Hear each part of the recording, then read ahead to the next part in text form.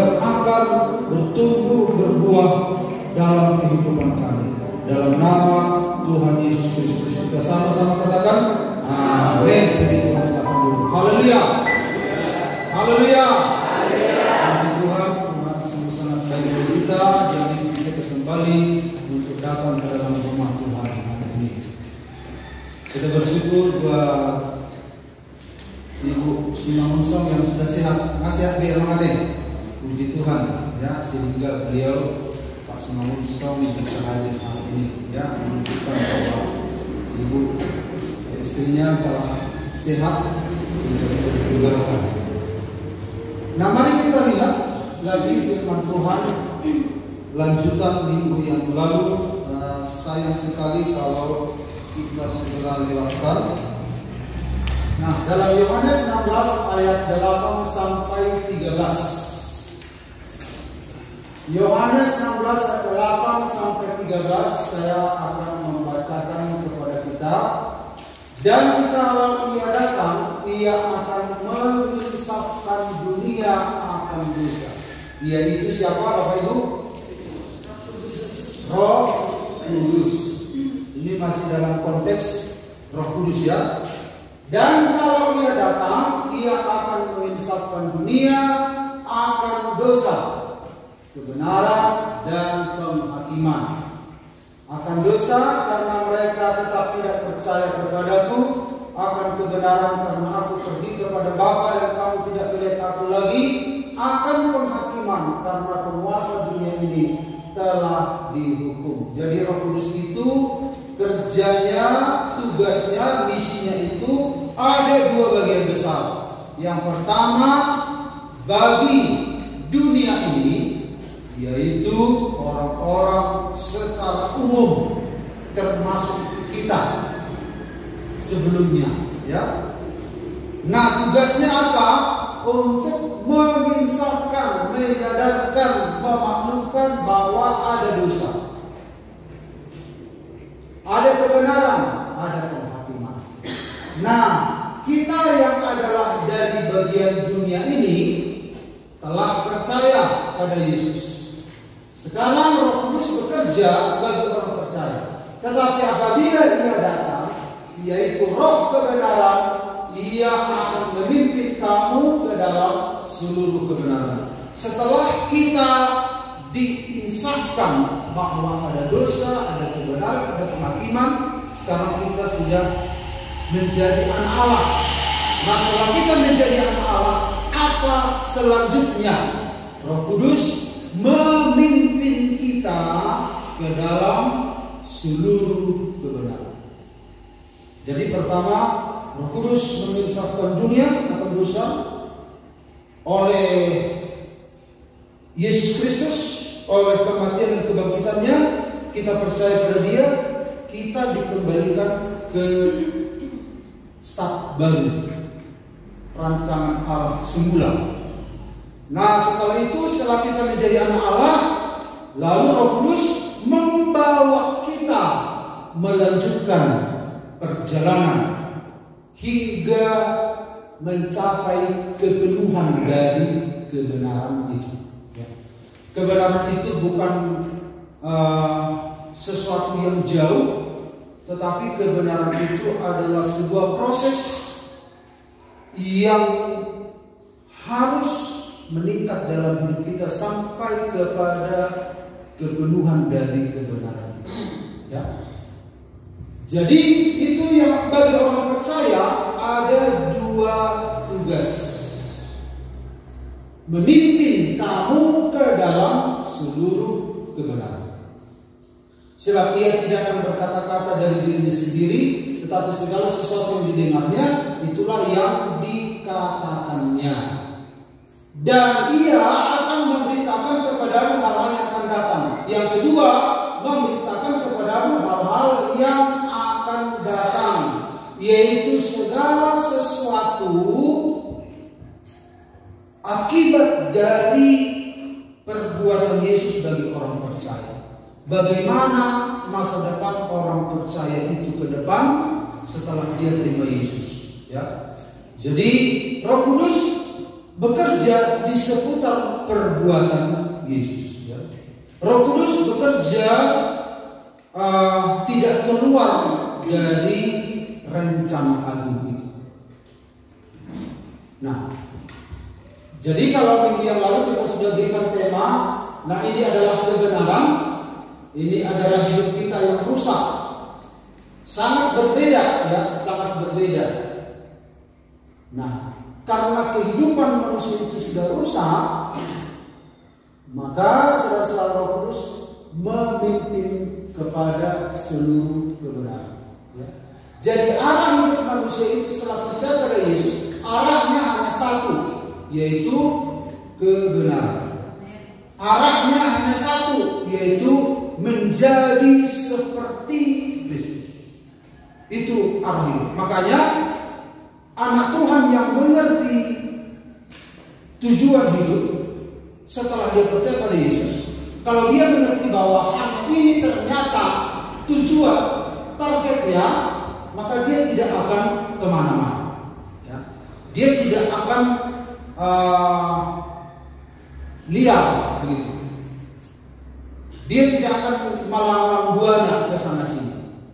Kalaupun kita sudah mengalami banyak hal dalam Tuhan, ada karunia Roh Kudus bekerja dalam hidup kita, ada berkat-berkat Tuhan, tapi semuanya itu dipakai untuk menggerakkan kita menuju kepada sebuah tujuan segambar dan serupa dengan Allah. Kesegambaran dan keserupaan itu telah ditinggalkan Yesus di dunia, yaitu sebuah teladan. Itulah tujuan, target hidup semua orang percaya, tidak ada yang lain. Itulah target besar. Jadi ketika kita dalam Tuhan ini ada masalah-masalah silih berganti, tetapi itu semua Allah turut bekerja mendatangkan segala sesuatu untuk mendatangkan kebaikan bagi orang yang mengasihinya, mengasihi dia.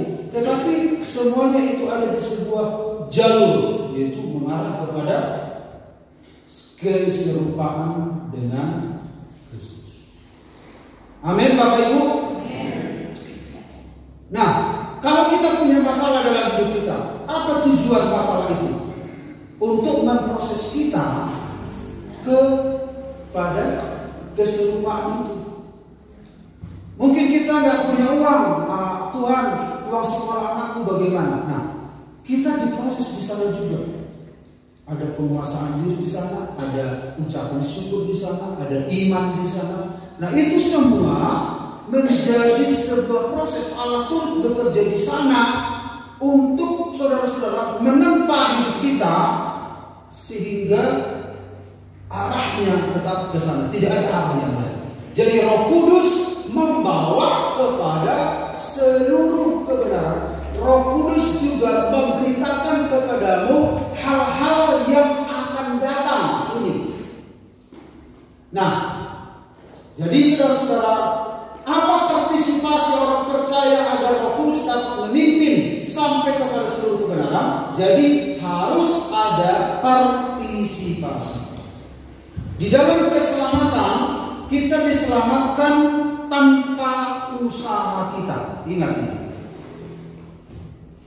Kamu diselamatkan bukan hasil usaha kita, tetapi oleh perbuatan mutlak Allah, oleh iman.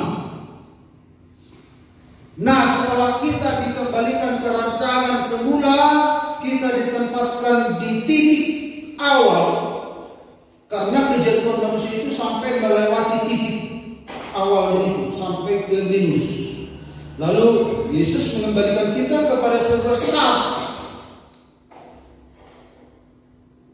Dan Roh Kudus memimpin. Nah, ada partisipasi kita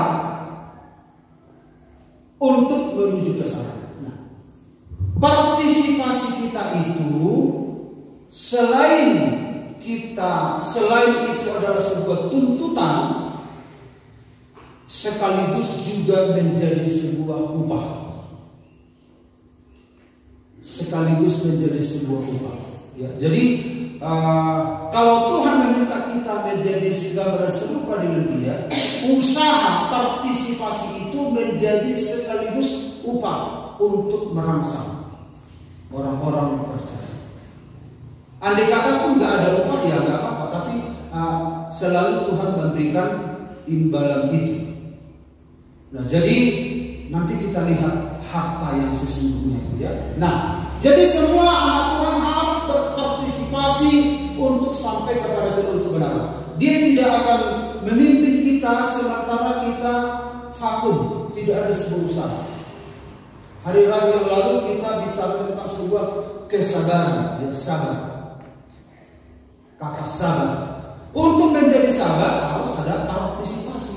Gak mungkin Tuhan berikan aku kesabaran lalu muncul tiba-tiba sabar, hilang semua ketidaksabaran. Enggak.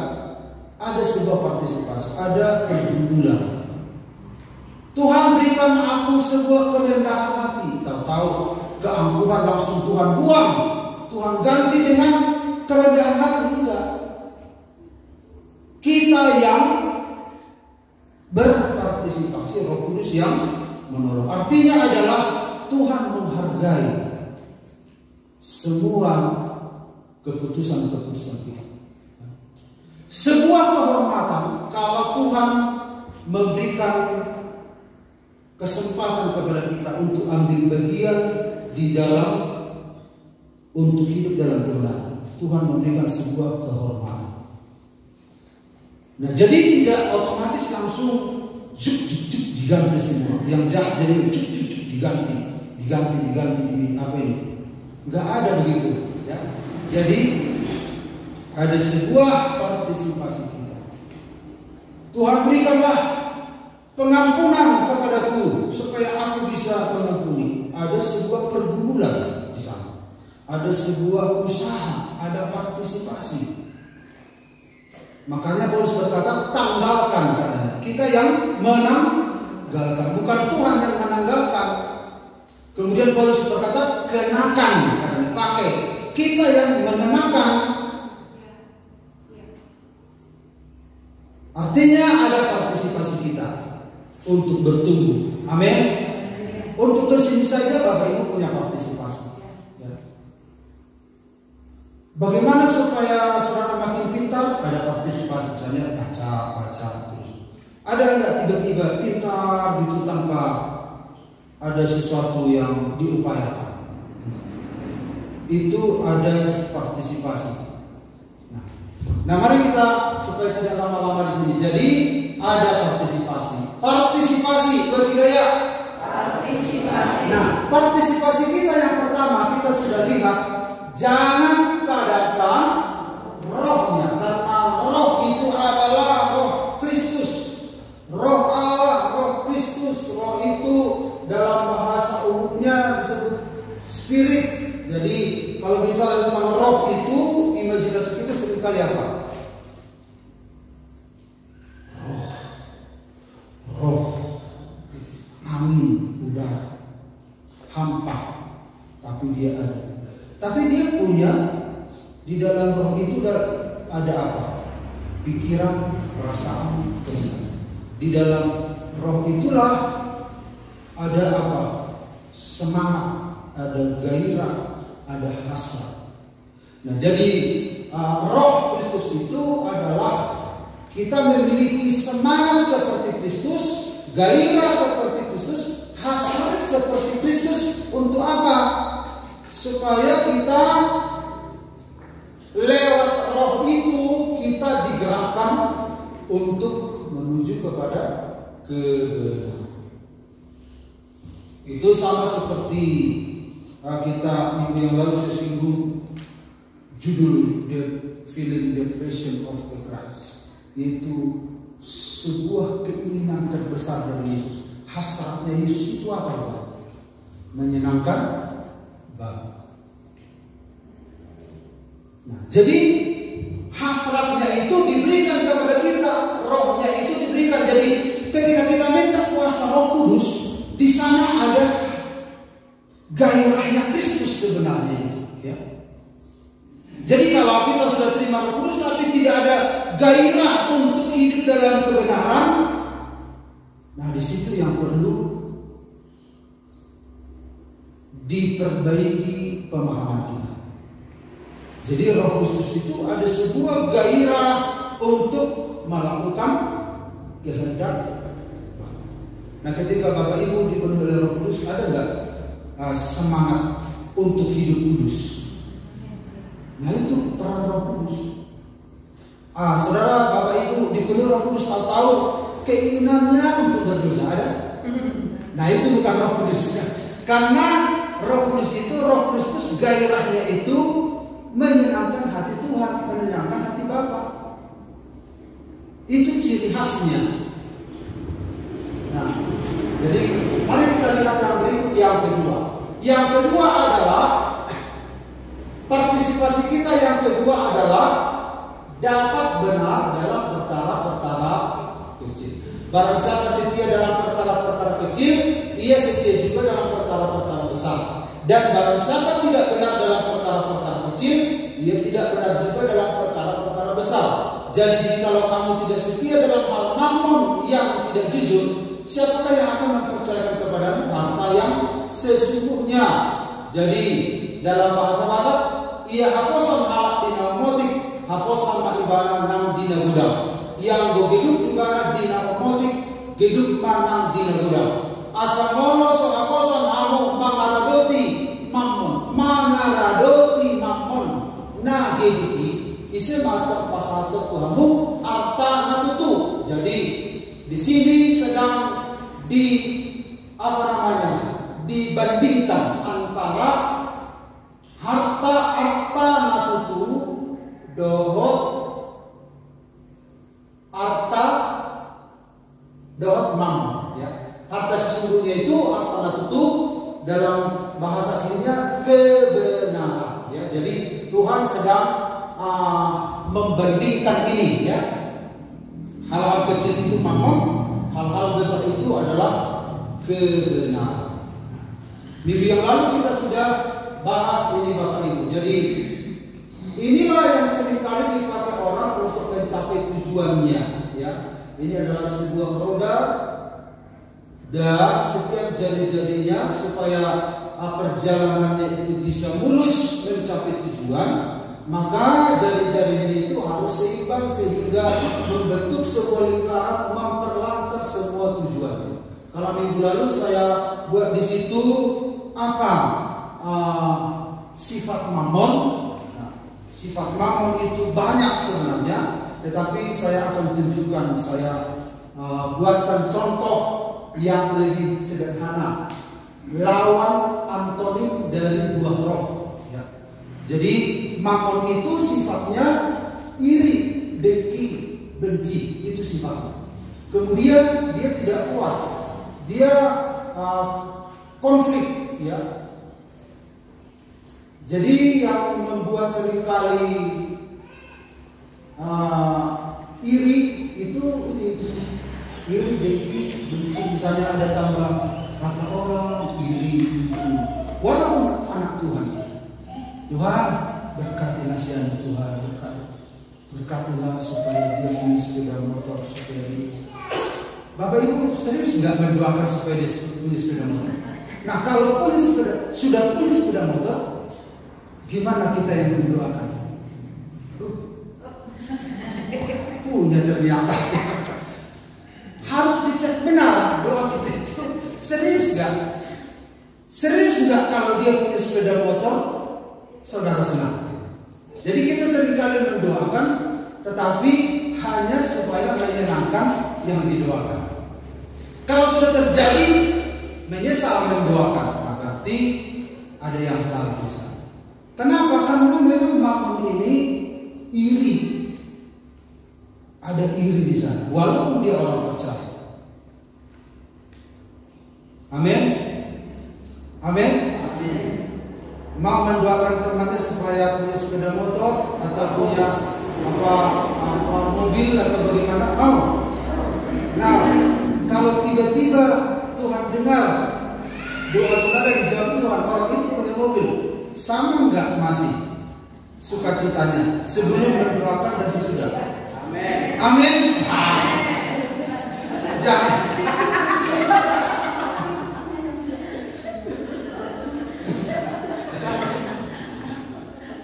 Karena ada juga banyak yang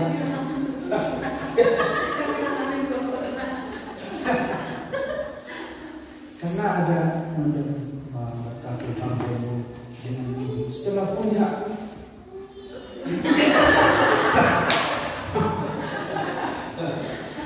jadi ada kalau ada pendidikannya berdalam terus ada orang begitu banyak ya, banyak orang pendetanya itu susah dalam hal transport. Alain karena Tuhan pasu-pasu setelah dipasung-pasung nggak rela. Nah, jadi setiap doa kita harus kita cek. Kalau Bapak Ibu mendoakan saudara-saudara kita, benar nggak? Jadi bayangkan ketika kita doakan dia, bayangkan sudah terjadi. Ceklah hatimu, sudah terjadi. Sama nggak apanya posisi hati itu? Nah, jadi banyak sekali dalam kekristenan ini Bapak Ibu harus dicek, harus dicek. Nah, jadi ada iri, ada dengki, ada benci. Entah kenapa kok benci, padahal dulu baik gitu. Kok jadi, nah ada wartawan. Nah itu ya, banyak orang di antara anak-anak Tuhan begitu. Ada juga hamba Tuhan sesama hamba Tuhan.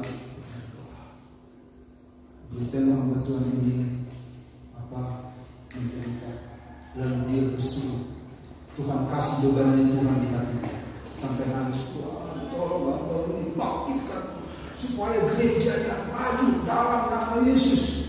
Wah, dan bahasa roh lagi dalam nama Yesus, in the name of Jesus, gereja diberkati.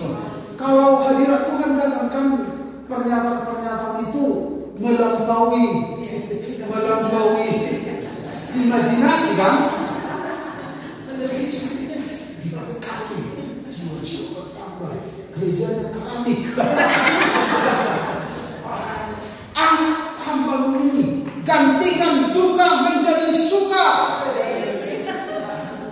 Tahu-tahu benar terjadi. Datang hamba Tuhan. Hampir awal karya hampir berdapat ibu ya. Akhirnya melebihan akhirnya. Artinya tidak harus dicek semua apa kita itu. Benar enggak? Tapi kita enggak begitu, amin. Tapi di sana sini kadang begitu. Senang gak Bapak Ibu kalau Ibu Ihes sekali diberkati? Amin. Betul. Nanti tiba-tiba dia diberkati. Yang menimpa ibu ini sudah sangat Tuhan. Malu begini ini madu ibu. Tapi mana? Nah, Tuhan diberkati. Ayo sampai aku kiam naik. Nah, jadi ini adalah alat untuk mencapai tujuan. Dan jadi sifat Mammon ini tidak puas, tidak ada yang puas. Udah punya ini punya ini. Udah punya ini punya ini. Selalu ada permintaannya. Gak ada puas-puas tentang maunya. Jadi saudara Bapak Ibu, kalau saudara minta diberkati Tuhan, saudara banyak Tuhan berkati aku. Nah setelah jadi, tambah lagi tuh. Gak puas-puas. Itu sifatnya Allah. Makanya saudara belajar di uang ini, belajar ini hal dalam Mammon ini. Oh, berarti iri ini gak boleh begini, harus kukendalikan ini, harus dikontrol ini. Nah, memang kita butuh uang, butuh Mammon, harta benda, tapi kita harus memanage. Supaya apa? Dipercaya nanti harta yang sesungguhnya. Kemudian tidak puas. Kenapa tidak puas? Sudah punya ini, ingin punya ini. Sudah punya handphone Nokia, ingin punya Motorola.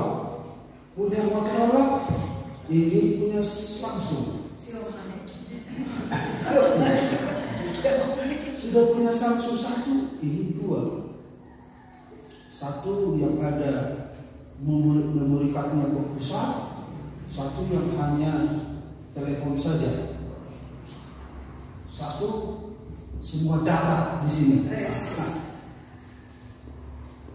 Nah, sudah ingin itu gimana ya supaya cepat komunikasi? Di jam yang bisa langsung halo. Semua dia ingin punya, semua teknologi yang ada dia ingin punya. Nah, sudah punya, kayaknya nggak keren kalau khotbah begini. Maunya punya tab.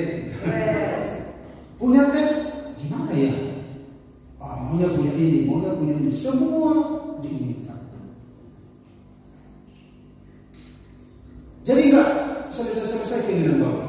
Saudara punya rumah, kontrak, Tuhan tolonglah nyatakan mujizat-Mu, curahkanlah kuasa-Mu Tuhan, mujizat terjadi di tempat ini. Sekaranglah waktu, sekarang Tuhan, bukan besok. Sekarang, iman itu sekarang.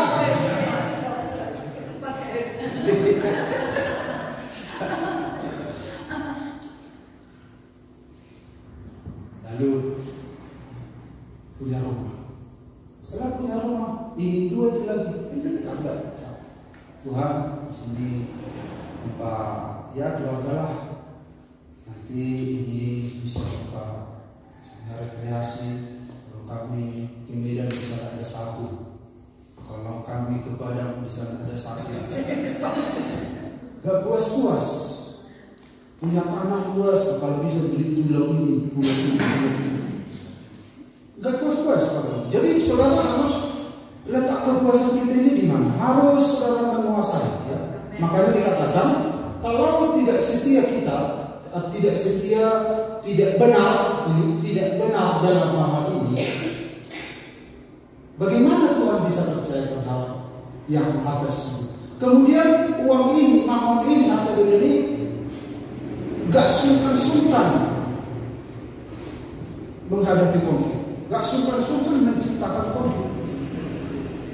Tengoklah yang bersaudara, waktu anak-anak damai-damai, setelah menikah mulai konflik karena apa? Pada bagian. Nah, ini konflik terus ini. Banyak orang membunuh orang karena apa? Uang. Banyak orang hancur karena mamon. Harus saudara menguasai. Walaupun ini terjadi, tetapi kita harus punya kontrol, punya penguasaan. Amin. Nah, ada orang rela, biar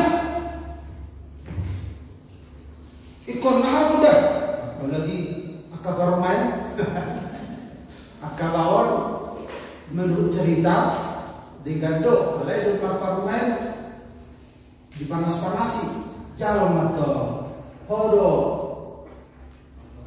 tinggal dulu tau. Masa dalam bagian. Jadi banyak kali ya orang rela hancur keluarga gara-gara harta benda. Itu sifatnya mamon. Makanya jangan mau, saudara harus kontrol dulu. Amin. Aku tidak mau diatur. Aku tidak mau konflik gara-gara. Ayo betul. Sotokin dokter video. Rela begitu. Hodo stokin, alias stokin kan butuh. Bapak Ibu olahlah itu dalam pikiran Bapak Ibu. Tapi intinya adalah kita harus mengontrol konflik ini. Kemudian Gerusa-gerusu kata Jokowi. Ya. Gerusa-gerusu. Lawan sabar. Maunya cepat. Jadi ada orang ibadah. Ada apanya? Video klipnya saya nggak tunjukkan di sini. Sedang altar calling, tumbang dia di belakang. Tumbang. Kata bunyi HP-nya. Yang tumbang ini langsung bangun. Ya.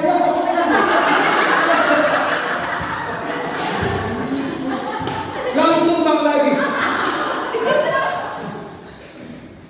Kenapa dia dengarkan HP ini? Berarti dia tumbang bukan karena Roh Kudus ya. Isana udah mengangkat hati. Mungkin sedang dinantikan buat di rekening nih, mungkin begitu kan. Jangan sampai nanti gagal. Nah itu ingin cepat. Jadi kalau masalah uang ini orang-orang ingin cepat. Masalah harta benda ini ingin cepat. Maunya cepat. Ini.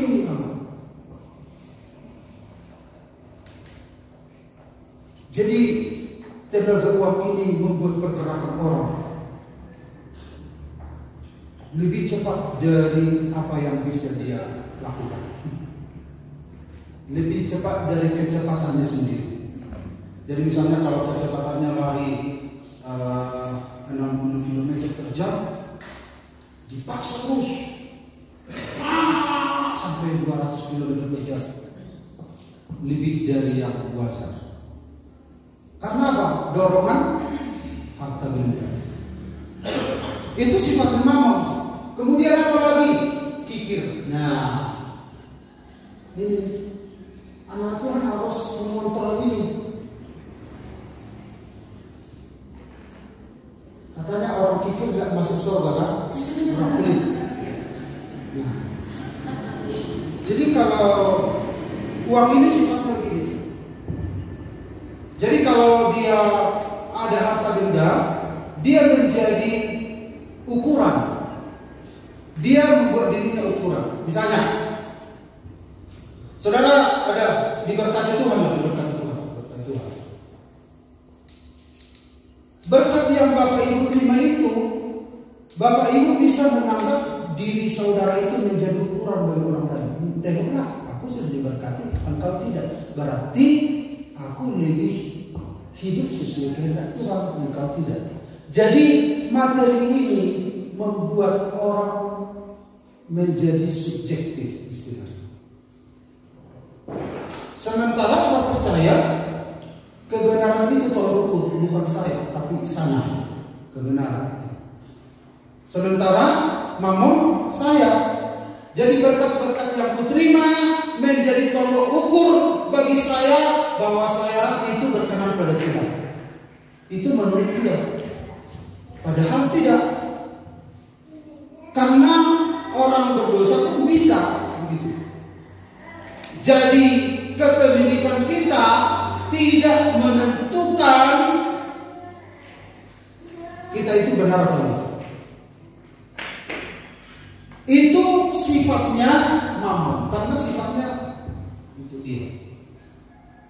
Makanya ketika dia melepaskan sesuatu, enggak, nanti berkurang. Padahal menurut Alkitab, orang yang kaya itu adalah orang yang melepaskan, itu orang kaya. Jadi orang kaya menurut Tuhan bukan seberapa banyak yang dikumpul, tapi seberapa banyak yang dilepaskan, itu orang kaya menurut Tuhan. Amin. Mungkin saudara, yang gak besar-besar yang Bapak Ibu lepaskan. Saudara bagi orang kaya, saudara tolong dia. Tapi ada sesuatu yang keluar dari diri saudara. Orang yang memberi itulah yang disebut kaya. Orang yang melepaskan yang dia miliki itulah yang disebut kaya. Bukan orang yang mengumpulkan. Orang yang mengumpulkan justru itu miskin. Amin Bapak Ibu. Amin. Tapi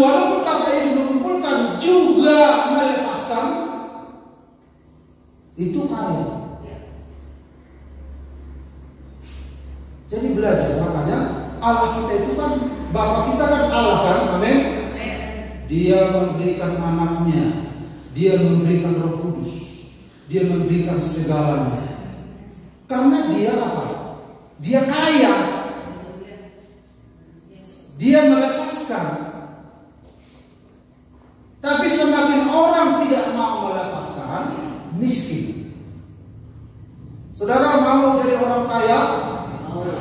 Mau. Makanya Yesus itu, maka tergeraklah dia oleh belas kasihan. Belas kasihan itu kan seringkali ingin sesuatu yang lepas dari dirinya. Itu pengertian miskin dan kaya. Hari ini Bapak Ibu harus mengerti artinya itu. Amin. Karena ketika kita lepaskan, Tuhan akan alirkan lagi. Akan alirkan lagi. Nah, sementara sifat Mammon ini kikir, kemudian jahat, merancang kejahatan, baik misalnya politik supaya dia terpilih, uang ini, merekayasa pembunuhan, uang, merekayasa semua uang. Ini sebuah kejahatan. Itu sifatnya Mammon. Kemudian khianat, berkhianat, nggak segan-segan ini berkhianat. Lawan khianat apa? Setia. Ini uang ini sifatnya khianat. Kemudian apa? Kasar. Lawan kata lemah lembut. Tengoklah orang-orang yang orang-orang yang bergelut di sini. Kasarnya luar biasa. Gak peduli. Makanya ada karyawan yang membunuh majikan karena gak diperlakukan manusia itu seperti manusia, karena dikuasai uang ini. Uang ini ada roh Mammon di sini. Sampai ditahan gaji karyawan. Makanya saya, gereja kita ini gereja diberkati Tuhan. Sejak dari A sampai Z pembangunan tidak pernah tukar, tidak gajian, terus gajian. Amin. Terus gajian. Gak pernah saya bilang minggu depan mati ambul, gak pernah. Selalu ada. Dari A sampai Z. Makanya Pak Silala itu betah. Karena apa? Jadi kalau ada tamu pendeta, saya bilang sama tamu itu, pendeta, tahu inilah tukar kami. Dari A sampai Z pembangunan ini dia tukarkan. Dan tidak pernah tidak gajian, tidak pernah ditunda. Malah minjam pernah. Malah dia minjam Pak. Tapi selalu ada gaji. Karena saya pikir bahwa setiap orang yang kerja gak boleh ditahan. Sementara orang yang sifat Mammon ini kasar, malah menahan, malah tidak memberi lagi, malah. Makanya ada bangunan yang ditinggalkan karena apa? Gak digaji karyawannya. Karena Tuhan itu kaya, Tuhan itu adil, dan kita harus memperlakukan juga adil. Karena mereka sudah mempertaruhkan tenaganya dan keterampilannya. Makanya mereka senang sekali bekerja sama kita. Nah, ini kasar. Aku yang menggaji kau, harus kau begini. Enggak, kita nggak boleh begitu. Kita harus mengendalikan Mammon ini. Tidak terkendali. Lawannya apa? Nah, orang inilah rodanya mencapai ini. Akhirnya dia jadi apa? Raja Badoha. Ini sasarannya. Semua ini sifat ini dipakai untuk mencapai. Sementara sifat kebenaran apa?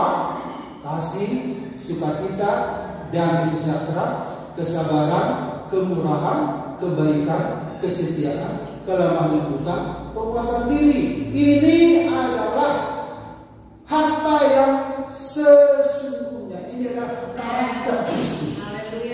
Ini karakter Kristus. Buah roh itu artinya sesuatu yang dihasilkan dari dalam diri kita bersama dengan Roh Kudus. Keluar, muncul. Makanya disebut buah roh.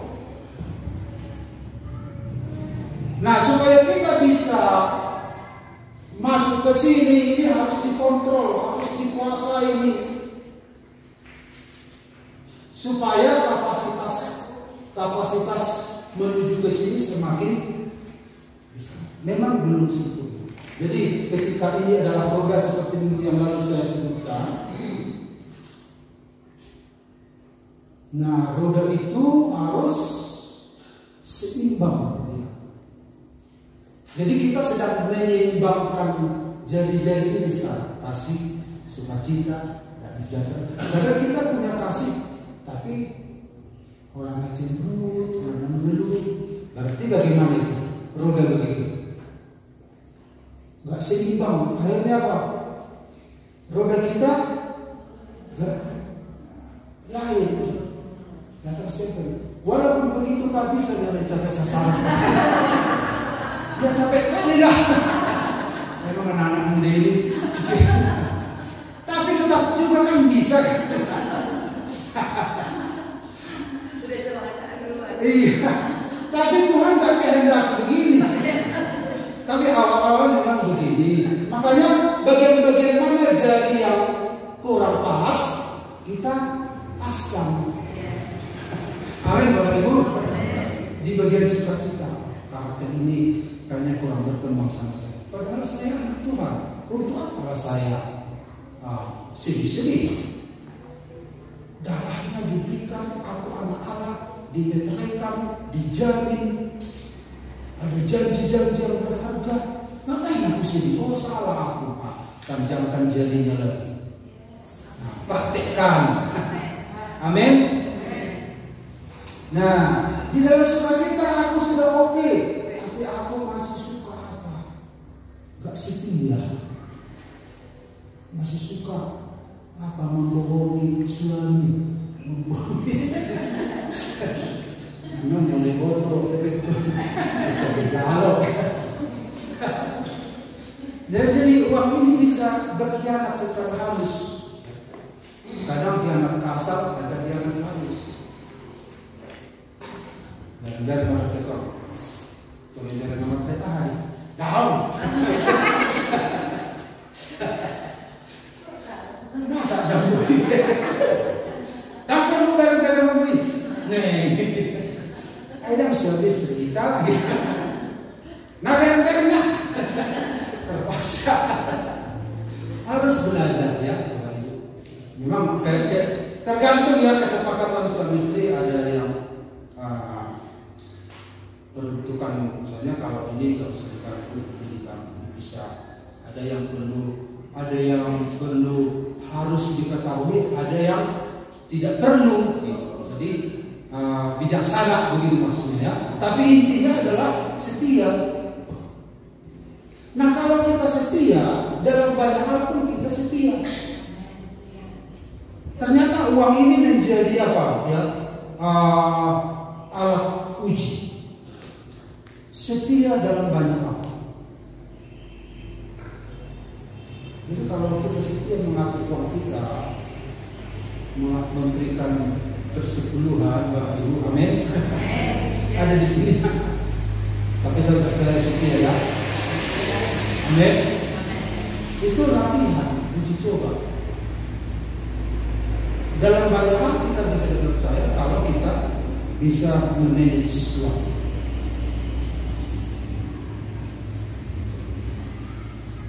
Nah ini harus supaya seimbang harus dicari bagian mana. Memang tidak mudah.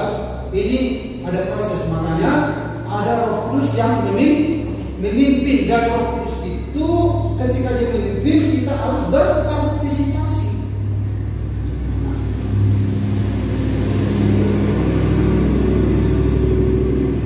Nah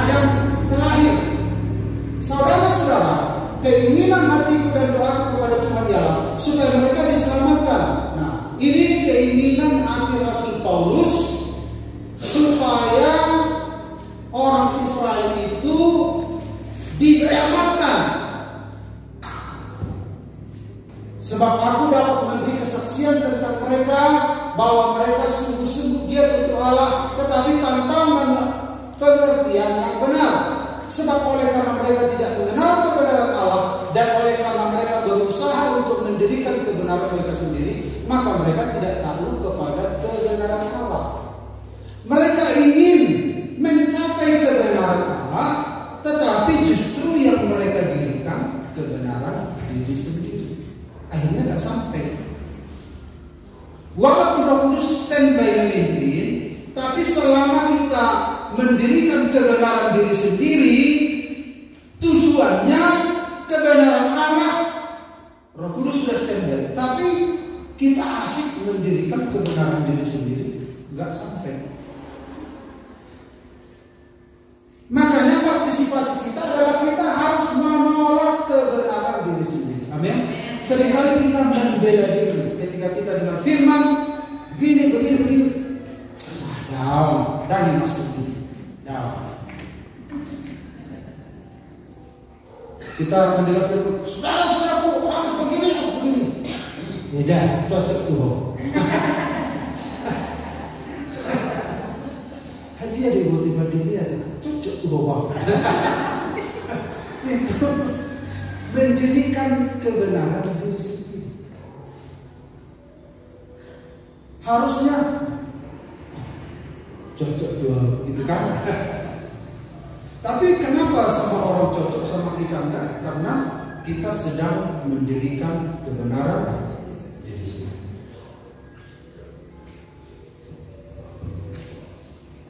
Nah, saudara-saudara, kebenaran. Nah, ini sedikit ya Bapak Ibu, yang bagian-bagian terakhir. Kebenaran, kita kan sering kali mendengar kebenaran. Kebenaran itu arti kamusnya adalah benar-benar benar atau ketepatan, tepat.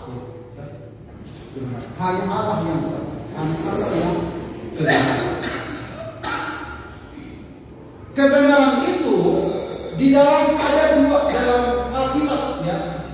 Kita sedang membicarakan kebenaran menurut Alkitab, bukan kebenaran menurut adat istiadat Batak. Karena misalnya kalau orang Batak berpesta, dua luhurma tu habonaron itu tak pangkual pangkursi dua luhurma tu pangisi minggu tahun. Salah satu di situ disebut dua luhurma tu habonaron itu. Habonaron yaitu kebenaran. Nah, kebenaran mereka itu beda dengan kebenaran menurut Alkitab. Habonaron, kebenaran. Nah, kebenaran menurut Alkitab itu ada dua ya. Nah, dalam bahasa Yunani disebut aletheia dan dikaiosune. Dalam bahasa Inggris truth. Dalam bahasa Inggris righteousness. Ini kebenaran sejati, ini kebenaran seringkali diartikan dengan keadilan. Karena keadilannya ada. Jadi saudara-saudara, ini sifatnya mutlak kebenaran. Seringkali ini disebut kata ganti untuk Tuhan, yaitu Yesus Kristus pribadi, kebenaran.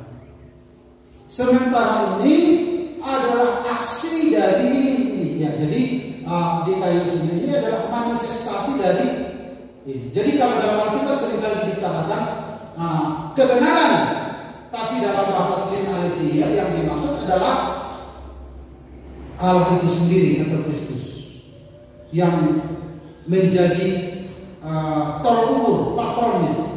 Manifestasinya adalah kebenaran, keadilan. Actionnya ini action. Karena Allah kita itu adalah Dia bukan Allah tanpa action. Allah itu dan karyanya, Allah dan karyanya. Karyanya itu disebut kebenaran, yaitu di kayu salib. Sementara diri sendiri adalah kebenaran. Jadi actionnya itu. Jadi Allah itu tidak ada Allahnya Kristen tanpa action. Maka Allah bangsa-bangsa itu nggak ada action. Mereka membuat patung berhala karena nggak punya action. Makanya Allah melarang membuat patung berhala. Dan kalau membuat dia dari emas, begitu. Tidak bisa punya telinga, tidak bisa mendengar, punya mata tidak bisa melihat, punya mulut tidak bisa bicara. Allah mereka Allah, tapi nggak ada karyanya, nggak ada actionnya. Allah kita itu Allah yang berkarya, Allah yang beraction. Action itu kelihatan. Allah itu tidak kelihatan, tapi aksinya itu kelihatan. Dan itu aksi Allah itu ada di dalam Yesus Kristus. Dia adalah kebenaran, dia beraksi, begitu. Dalam Roma 9:3, sebab oleh karena mereka tidak mengenal kebenaran. Jadi orang Israel itu tidak mengenal aksinya Yesus itu, Allah, dan oleh karena mereka berusaha untuk mendirikan kebenaran. Jadi aksi mereka itu yang mereka pertahankan, sementara perbuatan-perbuatan Yesus itu mereka abaikan. Artinya adalah kebenaran yang dicari oleh orang Israel itu telah diperagakan oleh Yesus. Tapi peragaan itu mereka tolak. Karena apa? Mereka mempertahankan peragaan mereka. Akhirnya mereka tidak sampai kepada kebenaran mereka sendiri, maka mereka tidak takluk kepada kebenaran Allah. Jadi Yesus telah memperagakan sebenarnya kebenaran itu. Bagaimana cara memperagakan kebenaran? Yesus sudah meninggalkan teladan. Nah, jadi ini Bapak Ibu ya, ini adalah seringkali sudah ilustrasikan. Ini adalah haleluya, ini adalah Yesus, sama-sama kebenaran. Jadi Yesus telah memperagakan ini. Kalau kamu, saya tunjukkan lagi ayatnya. Jikalau aku tidak melakukan pekerjaan Bapakku, janganlah percaya kepadaku. Tetapi jikalau aku melakukannya dan kamu tidak mau percaya kepadaku, percayalah akan pekerjaan itu. Paling tidak kalau engkau tidak percaya bahwa pribadi ini berasal dari Allah, paling tidak pekerjaanku inilah percayai. Tidak ada sebuah pekerjaan yang seperti kukerjakan kalau tidak berasal dari Allah. Tidak ada sebuah peragaan yang diperagakan manusia kalau bukan Yesus yang memperagakannya. Ya paling tidak, kata Tuhan begitulah, percayalah akan pekerjaan-pekerjaan itu, supaya kamu boleh mengetahui dan mengerti bahwa Bapa dalam aku dan aku di dalam Bapa. Jadi Allah itu terdiri dari pribadi dan pekerjaannya. Jadi sinkron antara dia dan apa yang dia lakukan. Jadi untuk menunjukkan Allah itu, lihatlah apa yang dia lakukan. Untuk menunjukkan siapa kita dalam Tuhan, maka itu terlihat dari apa yang kita lakukan. Misalnya, kalau kita berkata Yesus ada dalam hidupku, maka Yesus ada dalam hidup kita itu harus terperagakan lewat perilaku. Dengan demikian, kebenaran itu akan menjadi milik kita. Kita menjadi ditempa seperti gambar Kristus. Karena Kristen itu tidak lepas dari apa yang dia lakukan. Amin. Kristen itu tidak lepas dari apa yang dia lakukan. Yesus pun demikian. Jadi harus sinkron dari dalam keluar. Bagian terakhir ya, dikejar waktu. Sebab untuk itulah kamu dipanggil, karena Kristus pun telah menderita untuk kamu dan telah meninggalkan teladan bagi kamu supaya kamu mengikuti jejaknya. Jadi Yesus kan datang ke dunia ini setelah menyucikan kita, membebaskan kita, Supaya apa? Supaya kita melakukan pekerjaan-pekerjaan yang berkenan kepada Allah. Nah, pekerjaan ini Roh Kudus ingin memimpin kita, mendorong kita supaya kita beraction seperti Kristus. Sementara kita beraksi seperti Kristus, dengan sendirinya kita makin lama makin serupa segambar dengan Dia. Amin, Bapak Ibu. Sampai di situ dulu firman Tuhan. Pemain musik silakan datang ke depan. Jadi partisipasi kita adalah jangan pertahankan kebenaran di sini. Kita tidak bisa diubah oleh Tuhan kalau kita mempertahankan kebenaran di sini. Amin, Bapak Ibu. Pembelaan diri